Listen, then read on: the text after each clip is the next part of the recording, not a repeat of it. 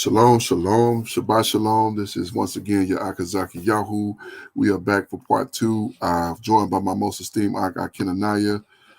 Shalom, Aki. Hey, Shabbat shalom, Aki. Shabbat shalom. I meant to say Shabbat shalom, my bad. But I didn't want to give the long intro again because we just did it and we just wanted to do part two of this video and get directly to it. Praise to the Father for allowing us to get back into these studies and to understand the history that our people have come from and gone through. So let's go ahead and get to it here. I should have had this already ready. All right, here we go. Here's an extensive detail of the abuse of black male slaves by white women. According to a certain historian, few scholars have viewed the relationships of enslaved men and free white women through the lens of sexual abuse, in part because of gendered assumptions about sexual power. This is in keeping with both the standard feminist conceptualization of rape as a tool of patriarchal oppression, as well as the traditional unfeminist notion of women as too weak, emotionally and physically, to commit serious crimes, let alone sexual abuse, and the idea that men cannot be raped. However, it is becoming increasingly clear that women, too, are capable of committing horrid sexual offenses and using sex as a means of domination and control. You are welcome to this video. Don't forget to hit the like button right in front of you, share with friends to spread our black narrative, and then subscribe to stay with the family. As light-skinned enslaved women who were the product of mixed-race couplings were particularly vulnerable to sexual predation, so were light-skinned male slaves finding themselves a great deal the particular target of such sexual exploitation. Apparently, they may have attracted their enslavers more, who in most cases were swooned by the mere sight of them, and would exert racial supremacist authority over exercising them as their sex property. As Thomas Buckley found in his analysis of divorce in antebellum Virginia, roughly 9% of Virginia's divorce petitions from 1786 to 1851 were for interracial adultery, with 23 of those petitions coming from white men who complained about their wives' relationships with black men. Peter Nielsen, traveling in Virginia in the 1820s, recorded that he had learned about a planter's daughter having fallen in love with one of her father's slaves. She had actually seduced him. In her 1861 autobiography, Harriet Jacobs told the chilling story of a male slave named Luke, who was kept chained at his bedridden master's bedside so that he would be constantly available to tend to his physical needs, which included sexual favors. In veiled language. Good grief. Wow. Okay. I'm not going to even rehash that. I mean, that's just, wow. Chain this man to his, unreal. Let's continue. Oh, you got anything on that? Nah, not yet anyway. Okay, continue there. So as not to offend the sensibilities of 19th century polite society, Jacobs reported that most days Luke was only allowed to wear a shirt so that he could be easily flogged if he committed an infraction, such as resisting his master's sexual advances. In a 2011 Journal of the History of Sexuality article, the scholar Thomas Foster contended that enslaved black men regularly were sexually exploited by both white men and white women, which took a variety of forms, including outright physical penetrative assault, forced reproduction, sexual coercion and manipulation, and psychic abuse. In one example provided by Foster, a man named Lewis Bourne filed for divorce in 1824 due to his wife's longtime sexual liaison and continued pursuit of a male slave named Edmund from their community. Foster contended that such pursuits could enable white women to enact radical fantasies of domination over white men, while at the same time subjecting the black enslaved male to her control. Foster also contended that such pursuits were not uncommon, as demonstrated by testimonies from the American Freedmen's Inquiry Commission, established by the Secretary of War in 1863, which took depositions from abolitionists and slaves regarding the realities of slave life. Such depositions included stories of sexual liaisons between enslaved men and their mistresses. Indeed, there is considerable documentation of white women forcing black men into having sex. Captain Richard J. Hinton, an abolitionist commander in the Civil War, stated, "I have never found a bright-looking colored man whose confidences I have won, who has not told me of instances where he has been compelled, either by his mistress or by white women of the same class, to have connection with them." One former slave told Hinton that his mistress ordered him to sleep with her after her husband died. Foster further concurs with scholars who argue that rape can serve as a metaphor for both enslaved women and men, as the vulnerability of all enslaved black persons to nearly every conceivable violation produced a collective rape subjectivity.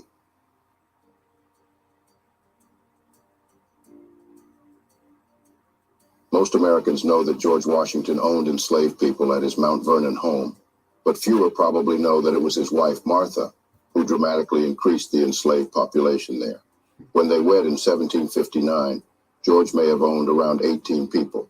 Martha, one of the richest women in Virginia, owned 84. Wow. The high number of people Martha Washington owned is unusual, but the fact that she owned them is not. Stephanie E. Jones Rogers, a history professor at the University of California, Berkeley, is compiling data on just how many white women owned slaves in the U.S. And in the parts of the 1850 and 1860 census data she has studied so far, white women make up about 40% of all slave owners. Slaveholding parents typically gave their daughters more enslaved people than land, says Jones Rogers, whose book, They Were Her Property, White Women as Slave Owners in the American South, came out in February 2019. What this means is that their very identities as white Southern women are tied to the actual or the possible ownership of other people. White women were active and violent participants in the slave market. They bought, sold, managed, and sought the return of enslaved people in whom they had a vested economic interest. You know, ironically, that made me think about even some of the slave catcher movies. They would often have white women, so-called white women, in those positions where they would go out and hunt for slaves. Yeah, they would be with them. Right. I've seen a couple of movies geared in that fashion as well. Yeah, continue here. Owning a large number of enslaved people made a woman a better marriage prospect. Yes, you heard correctly. Once married, white women fought in courts to preserve their legal ownership over enslaved people as opposed to their husband's ownership, and often won. For them, slavery was their freedom, Jones Rogers observes in her book. Previous scholars have argued that most Southern white women did not buy, sell, or inflict violence on enslaved people because this was considered improper for them. But Jones Rogers discovers that white women were actually trained to participate from a very young age. Their exposure to the slave market is not something that begins in adulthood. It begins in their homes when they are little girls, sometimes infants, when they are given enslaved people as gifts, she says. Citing interviews with formerly enslaved people that the Works Progress Administration, a New Deal agency, conducted in the 1930s, Jones Rogers shows that part of white children's training in plantation management involved beating enslaved people. It did not matter whether the child was large or small, one woman told the WPA. They always beat you till the blood ran down. As adults, white women often tore black women away from their babies so they could nurse the white mistress's baby instead. To this end, white women placed thousands of advertisements in newspapers looking for enslaved wet nurses to feed their own children, and created a huge market for enslaved black women who had recently given birth. Why did these white women want black women to nurse their children? One complained she felt like continuously having children and continuously nursing her children made her a slave to her children. That's an actual quote, wow. Jones Rogers says. Some white mothers, such as Jane Pettigrew, cited convenience. She had a distaste for breastfeeding her own infants because it made her a slave to her children. Some black women reported in WPA, Works Progress Administration, interviews that their mothers would always give birth around the same time as the white mistress, suggesting that these mistresses were also orchestrating the sexual assault of enslaved women. Rogers continues, there were instances in which formerly enslaved people did in fact say that their mistresses either sanctioned acts of sexual violence against them that were perpetrated at the hands of white men, or that they orchestrated instances of sexual violence between two enslaved people that they owned, in hopes of producing children from those acts of sexual violence. White women also fought to maintain the wealth and free labor that slavery provided them through the Civil War. The Civil War was America's bloodiest and most divisive conflict, pitting the Union Army against the Confederate States of America. The war resulted in the deaths of more than 620,000 people, with millions more injured and the South left in ruins. As Union troops made their way through the South freeing enslaved people, white women would move enslaved people farther from the soldiers' path.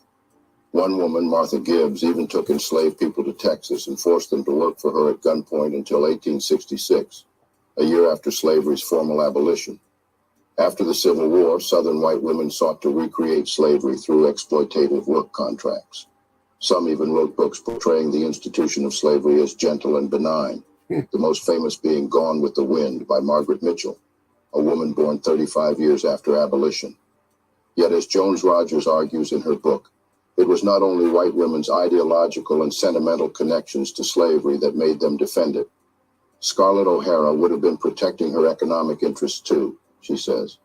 Scarlett O'Hara is a fictional character and the protagonist of the novel Gone with the Wind, written by Margaret Mitchell.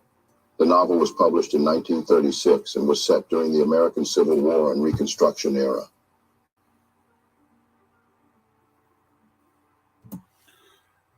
Whew, wow, this is man. I mean, who'd have thought? You know, all these years later, all these decades later, all these even a century later, that we'd be finding all this out. And this sister, this so-called black woman who wrote this book, they were slaves. They were her property.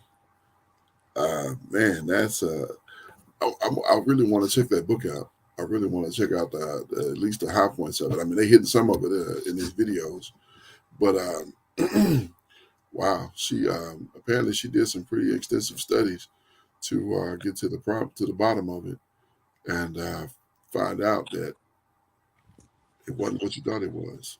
Gone. Yeah. So that movie may not have been a joke.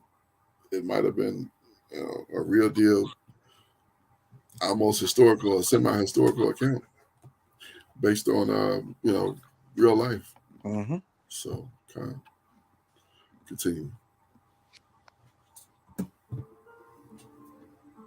While sexual labor was very much a part of British and American slavery, instances of sexual abuse in women's slave narratives were encoded in the language within women's slave narratives.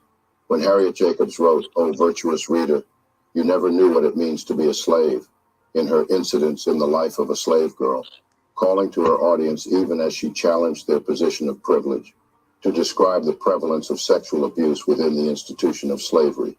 Jacobs not only broke convention, pushing the boundaries of the slave narrative genre, but also shattered the silences surrounding instances of sexual abuse and slavery.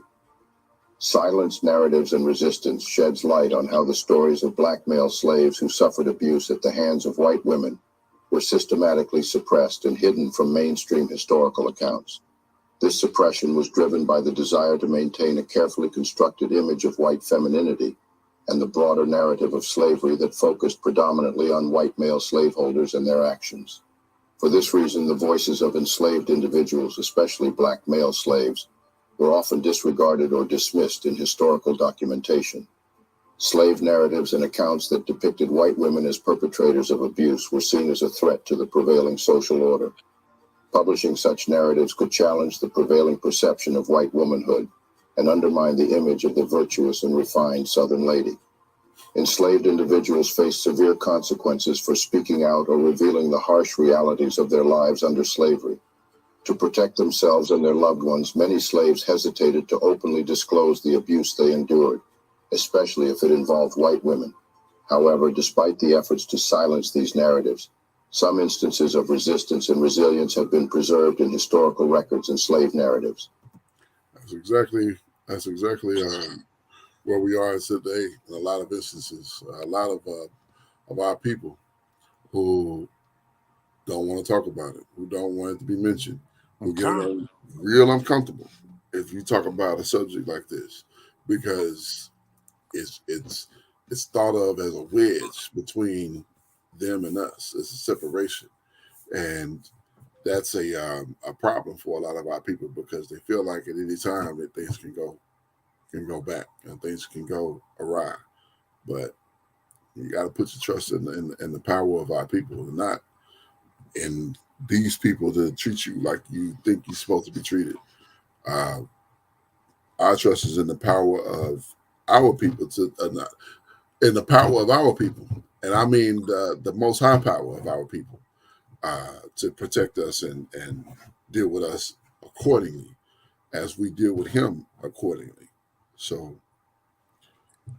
not in those people. So I think this is just about done, but let's finish it out here. The abuse of black male slaves by white women represents a distressing and overlooked aspect of slavery's dark history. By exploring the power dynamics, sexual exploitation, and physical and psychological abuse endured by black male slaves, we shed light on the complex interactions between race, gender, and power during this era. Acknowledging and understanding this painful history is an essential step towards a more inclusive and just society, where the voices and experiences of all victims of historical oppression are recognized and remembered. This brings us to the end of this video, and I hope you enjoyed every bit of it. Okay, well, I'm not gonna say enjoyed, but it was definitely informative to come to an understanding of what transpired at those times. Mm-hmm. And definitely worth the time to go into. But yeah, definitely hard. This one's a lot smoother than the other the other one was. Oh, It was difficult. It was sickening. difficult. Yeah. And this narrator, I like him a little bit better too. He's a bit more in tune, I believe, and not just dealing from a place of So he was a lot smoother with his words. Con. Yeah. Okay. You know what? I feel like all of our children need to be aware of this history. Right. As we send them out 5 days a week to the institutions of higher learning, be aware of the history. Uh, you know, Likewise, our young athletes who are going into that world, they need to be aware of the history, not wanting to make, the same mistakes. You know, just be mindful of what has happened in the Mm-hmm. past. Indeed, Art. Indeed, 100%. And yeah, part of the reason, and I know this was the Most High in his grand plan, but part of the reason I was able to recognize those curses in my people was because I was able to recognize the history that I had learned throughout my life. Seeing those movies, hearing those conversations, uh, you know, all of these things played a valiant part in understanding. Wait a minute, when that finally came to be what it was, it was a light bulb. Like, wait a minute, this is our people. This is clear as to who this is referencing. When you read it in the text and you know you hear about this is the stiff necked people. Like, yeah, if you don't know, if you're not in the knowledge, it's easy to tell, but it's not easy if you don't have that history. If you don't understand that this is where your people were, this is the situation that your people dealt with. You know what I'm saying? You put to a place where you're missing it. So yeah, it's the knowledge of it is definitely imperative. So okay. Um, Yeah, good information, good video. I did put a link to the description of the video into the description box. So if you want to go back and check it out, by all means do so. Uh, like I said, a lot better video than the first one. The first one was very hard to deal with, but this one was a little bit more reasonable. Uh, to think that our people would be subject to slave masters who like men who like men. And so much that you would chain a man to your bed and have him at your beckoning call. Like he said he could only wear a shirt. Wow. Yeah, the one who kept him captive would only allow him to wear a shirt, Wow. so he could be flogged if he were to mess up. Like, bro, this is the worst of the heathen that the scriptures talk about. The Most High will send at our people. The worst of the heathen, God. putting you A in. nation with a fierce countenance. Mm-hmm. Would not regard the young nor the old. God. That were just wild and crazy people that do just anything. Like, imagine I'm gonna chain you to my bed, and you right there when I at you my every call, wipe my forehead. I'm sweating. Get up. This and I was thinking about some of these the recompense and some of the scriptures that have to do with the recompense. It talks about giving it to them worse than we got it, and a lot of this, like I'm not doing that stuff. Some of the stuff that they did. I mean, some of the stuff they did was completely unlawful, but I wouldn't even want to do like who want to rape somebody's child. All right. Like that's not a no. I'm not doing that. That's not gonna happen. Now, smashing somebody's child, that's a different situation. but dealing no, not like that. I mean, you're talking about um, you know, in an act of war, putting things in proper perspective. When we read in the script, a lot of times our people would take captives the women and the children. And even then, it was the women that hadn't known man. Yeah, exactly, You know. exactly. So that's I see us getting to that point, but as far as the wickedness, they're gonna get that wickedness back, but I'm not gonna see myself. I don't know. Most High say so, I guess so, but I'm not gonna see myself with. I'm gonna do them what they did to us. I'm gonna take their men and tie them up and no, I'm not doing that. That's not no. And I'm sure the Most High not gonna have us doing that kind of. That's not his. That's not his. That's from Satan. That's not from him. All right. So And in the event that it was decreed that their children must go, that's a decree that comes from the Most High, and who are you or I to question that? right. We better just be obedient. And Right. but the Most High is not gonna slaughter anyone innocent. His judgment is righteous. Exactly, because he is righteous. So Mm-hmm. all right, we'll leave it at that. Yeah, we'll leave it there. This is your Akazaki Yahoo, joined by my most esteemed Akinanaya, and all praises once again to the Most High Power for all things, for all these history lessons, and for these understandings. This was a little bit of a difficult conversation, but it needs to be had, and Indeed, I'm needs to glad. I'm definitely glad we covered it. indeed, it needs to continue. So, Mm-hmm. all right, with that, we'll turn to the book once again of Ecclesiastes, chapter number 12, and verse number 13. Let us hear the conclusion of the whole matter. Fear the Most High. If our people had done this, we wouldn't even be here. God. If we'd have done this from the beginning, we would have never known this place. We would have been in Jerusalem right now, enjoying the Sabbath. Mm-hmm. Let us hear the conclusion of the whole matter. Fear the Most High and keep his commandments, for this is the whole reason we were made.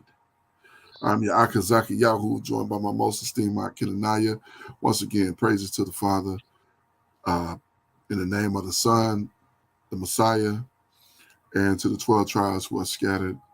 Peace and blessings to you all until the Most High gathers us again. Shabbat Shalom. Shabbat shalom, Mr. Pakai. Hallelujah.